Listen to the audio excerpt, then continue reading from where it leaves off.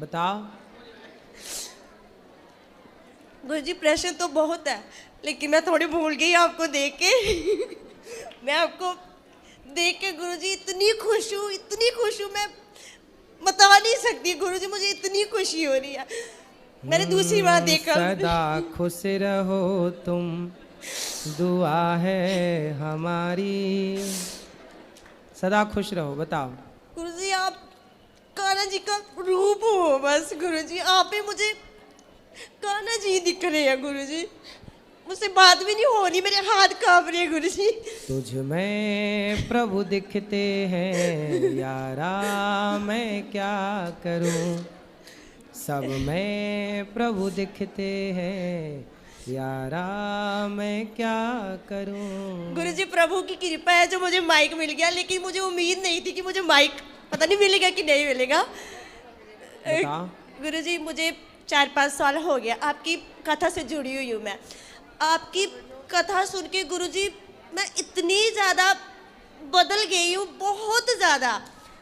पहले ठीक है, थोड़ी बहुत मैं गुस्सा करती थी, पति के साथ भी थोड़ा बहुत हो जाता था, लेकिन गुरुजी जैसे ही मैंने आपकी कथा सुनना स्टार्ट किया, मैं कुछ नहीं बोलती किसी को, ना पति को। आगे मुझे कुछ बोल भी दे फिर मैं मुस्कुरा देती हूँ, कोई नहीं, कह लीजिए आप, कोई बात नहीं, है ना। तो गुरुजी जैसे आप बोलते हो कि बच्चों को सिखाना, तो माता जी के 40 में क्यों लिखा है ऐसा? देखो, हर जगह शक्ति होती है। होती है। यस। आप पत्थर में भी, खंबे, दीवार पर भी आप बॉल फेंकोगे तो बॉल वापस दीवार आपकी तरफ फेंक देगी कि नहीं। यस। मतलब साइंस की भाषा में कहें तो सबके भीतर एक शक्ति विद्यमान है। हाँ। शक्ति किसका नाम है? दुर्गा का यस। है। हाँ। तो खंबे से जब नरसिंह भगवान प्रकट हुए तो उस खंबे में शक्ति रूप माँ जगत जननी तो थी ही, यस। इसलिए इसमें लिखा है कि सब जगह शक्ति विद्यमान है। सब जगह शिव और शक्ति, मतलब सब जगह लक्ष्मी और नारायण। शक्ति के रूप में लक्ष्मी और शक्ति के रूप में जो है लक्ष्मी, और नारायण के रूप में विद्यमान कण कण में भगवान है। तो उसी तरह भगवान नरसिंह भगवान जब खंबे से निकले तो उस खंबे पर शक्ति भी तो है। शक्ति के बिना कैसे काम बने। तो प्रभु की ये बहुत गहरी बातें हैं, शास्त्रों को पढ़ोगे तब समझ में आएगा, ये बात उसमें कही गई है। गुरुजी थोड़ा मेरे पिताजी से बात कर लीजिए। कर लेंगे। गुरुजी आपके श्री चरणों में कोट कोट प्रणाम। गुरुजी मेरा एक प्रश्न है, द्वैत और अद्वैत में क्या भिन्नता है और क्या समानता है? जहाँ दो की बात हो वो द्वैत, जहाँ दो को एक मान लिया जाए वो अद्वैत, फिर विशिष्टाद्वैत, फिर द्वैताद्वैत, सब ये है। बस सिंपल है, भगवान का नाम जप करो, अपना कल्याण करो, सब में ईश्वर को देखो, सबकी सेवा करो, यही सिद्धांत पक्का है। यही सब लोग यही सिद्धांत कहते हैं। जहाँ दो हैं, जैसे जीव और परमात्मा, जीवात्मा और परमात्मा, कोई क्या है कि जैसे जीव और परमात्मा को दो मान लिया, आप अलग हैं और भगवान अलग हैं। पर कुछ लोग कहते नहीं, अद्वैत है भैया, जो जीव है वही ईश्वर है, ईश्वर अंश जीव अविनाशी, तो दोनों को एक मान लिया। तो दोनों सिद्धांत, तीनों सिद्धांत अपनी अपनी जगह सब सही है। ये विद्वानों की भाषा है। अपन बस इतना जानो कि सब में ईश्वर है, सबको प्रणाम करना है, किसी की निंदा चुगली नहीं करना, सबका भला करो बस। कोट कोट प्रणाम गुरुजी। ठीक है, कराओ मैया बात करो। जी राधे राधे जी। कोई भी तीर्थ स्थान यात्रा करने से जैसे जोड़े के साथ करो तो सही रहता है, उसका फल मिलता है, और अकेले करें तो उसका फल नहीं मिलता। नहीं, अकेले का भी मिलता, कहाँ जाएगा फल। हाँ, कह रहे हैं कि हस्बैंड की तबीयत ठीक नहीं है, वो हार्ट पेशेंट है, आ नहीं सकते, इसीलिए मैं अकेली आई कोई हूँ। बात नहीं। दो में से पति पत्नी क्या है? अर्ध है, अर्ध नारीश्वर है ना, हाँ जी। इसलिए पत्नी को क्या बोलते हैं? अर्धांगिनी। अर्धांगिनी। क्या बोलते हैं? अर्धांगिनी। आपका किया पुण्य आपके पति को और आपके पुत्रों को मिलता है। आप नहीं कर पाए तो आपके पति कर लें, दो में से एक करें, दोनों करें तो उंदा। हाँ। सोने में सुहागा। लेकिन नहीं तो एक तो करे, एक नहीं करे तो दूसरा बोला हम भी क्यों करें। तो बैठे बैठे घर में फिर कौन सा पुण्य हो रहा है?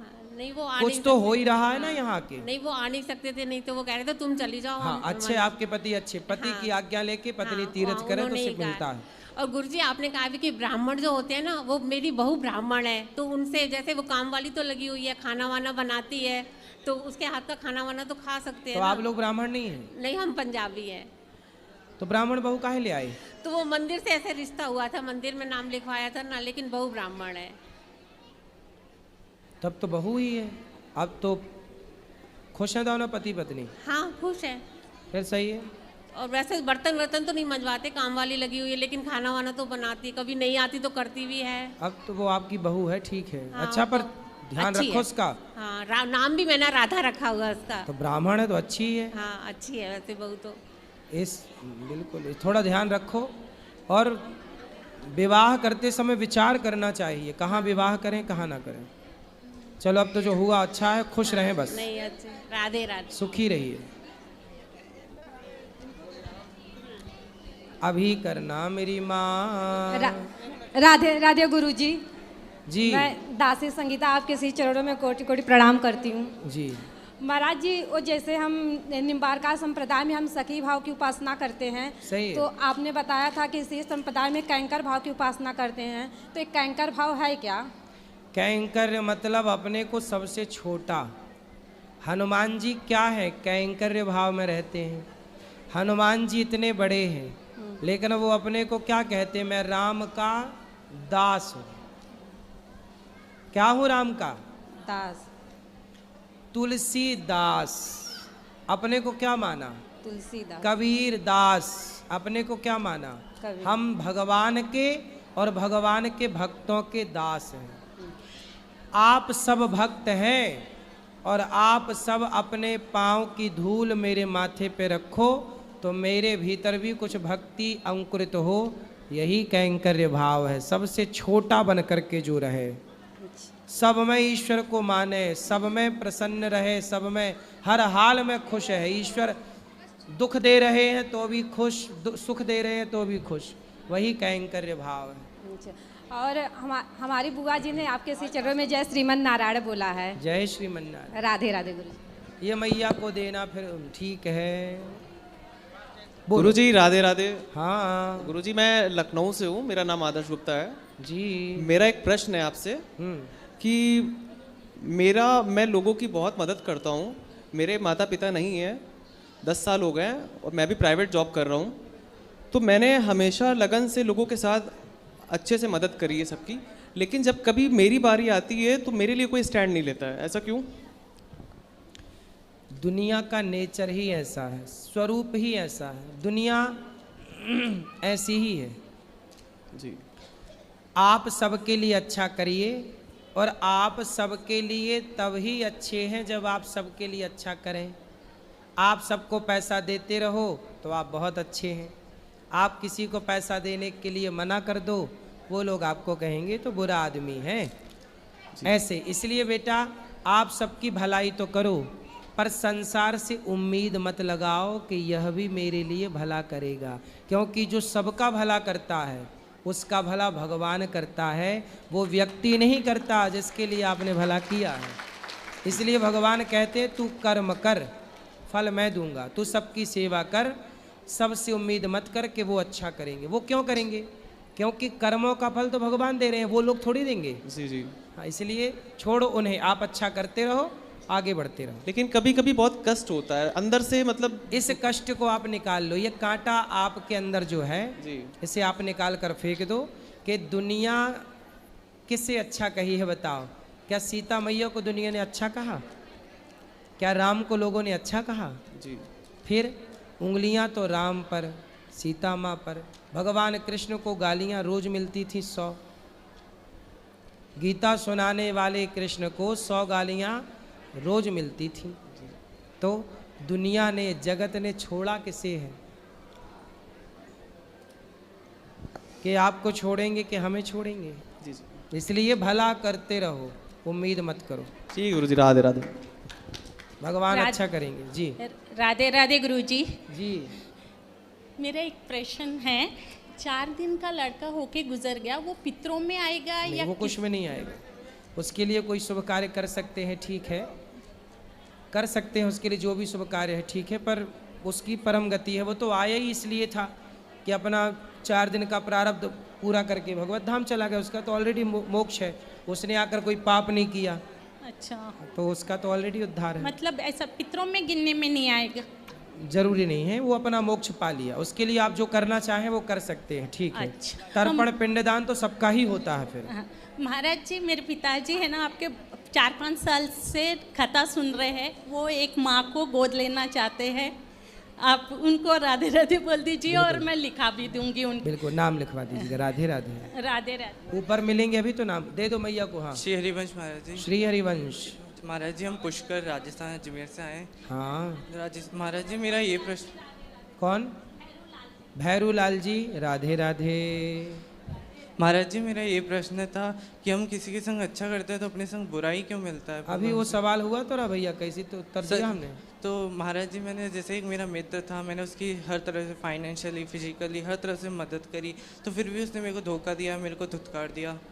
हम दोनों ने आपने उस मित्र से उम्मीद क्यों की? आपको भगवान पे भरोसा नहीं है? जी महाराज। फिर भगवान के भरोसे रहो बेटा। ये दुनिया धोखा देने ही बैठी है। एक भगवान है इस भीड़ में जो कि आपको गले लगाने को तैयार हैं, धोखा नहीं देते। लेकिन जो धोखा नहीं देता उस भगवान की शरण में कोई नहीं जाता। जो धोखेबाज हैं उनके लिए पागल हैं लोग। मगर गुरुजी, वो तो सफलता पे सफलता पाया जा रहा है और हम वहीं के वहीं हैं। कोई बात नहीं, आप भी पाओगे, आप उससे ज़्यादा सफल होगे। गुरुजी, हमें मेहनत करो ईमानदारी से। मेरे को आपकी कथा सुनते हुए 6 साल हो गए। आपकी कथा बहुत अच्छी लगती है गुरुजी। हम आप मेहनत करो, बिजनेस करो, कुछ काम करो। सर, वो महाराज जी, हमने बिजनेस ही खोला था, मगर उसमें पार्टनरशिप के अंदर फिर उसने हमें धोखा दे दिया, निकाल कोई बात, दिया। आप फिर करो, धोखा की मिला कोई बात। आपसे प्रेरणा लेके हमने बिजनेस खोला था। फिर करो बिजनेस, बार बार गिरो फिर खड़े हो, फिर गिरो, इससे आप मजबूत होंगे। महाराज जी, आपकी कृपा सर। महाराज जी, मेरे पिता हैं और चाचा हैं, सब लोग सर वो क्या बोलते हैं, नशा ये करते हैं। महाराज जी मानते नहीं है, मैं समझाता हूँ। 5-6 साल हो गए सर महाराज जी हमें बोलते बोलते ने। मैंने भी मांस खाता था सर। महाराज जी आप ले आना उनको, हम समझाएंगे, बात करेंगे। महाराज जी, आप बोल दीजिए, वो सुन लेंगे तो आप छोड़ देंगे महाराज। बिल्कुल। क्या नाम है पिताजी का? अमित कुमार कृष्ण। अमित जी, शराब ना पीजिए, मांस ना खाइए। महाराज जी, बस आपकी कृपा बरसाए रखें। आप इतनी कृपा करना, बस मैं भी आपकी भागवत जी करवा।